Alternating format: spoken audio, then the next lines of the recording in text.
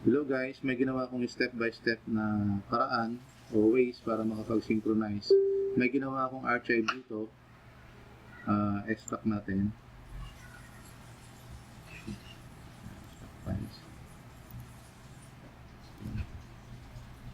Okay, ito siya. Ito na yan.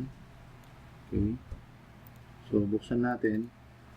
So, mapapansin nyo dito na yung Pipcoin configuration. Tapos, yung add node nandito, nilagay ko dyan. Yan. Then, nandito rin kung wala pa kayong downloaded wallet, ito yung download application. Then, paano natin na-activate? Ganito yan. So, punta tayo dito sa C. Tapos, type natin ang Pipcoin.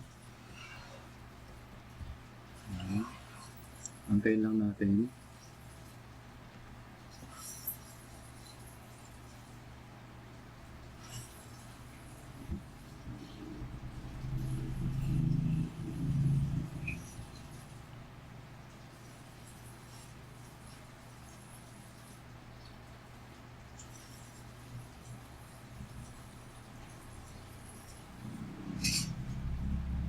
It takes time bago lumitaw kasi si Pipcoin.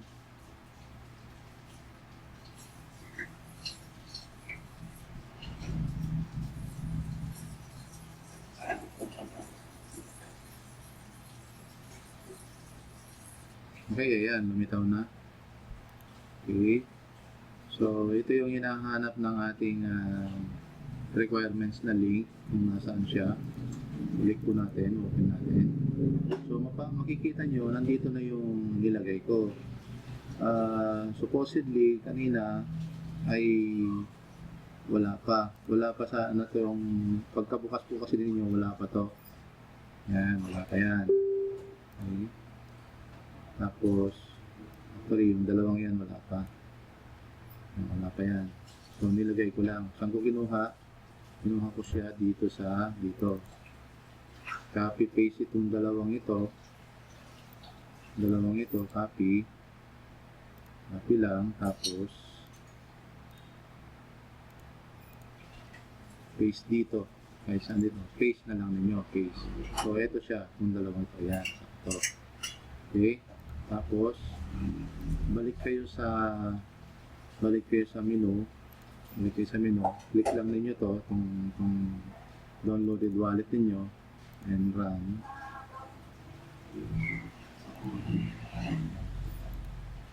Yan na siya. Yan na ito yung lilitaw. Okay?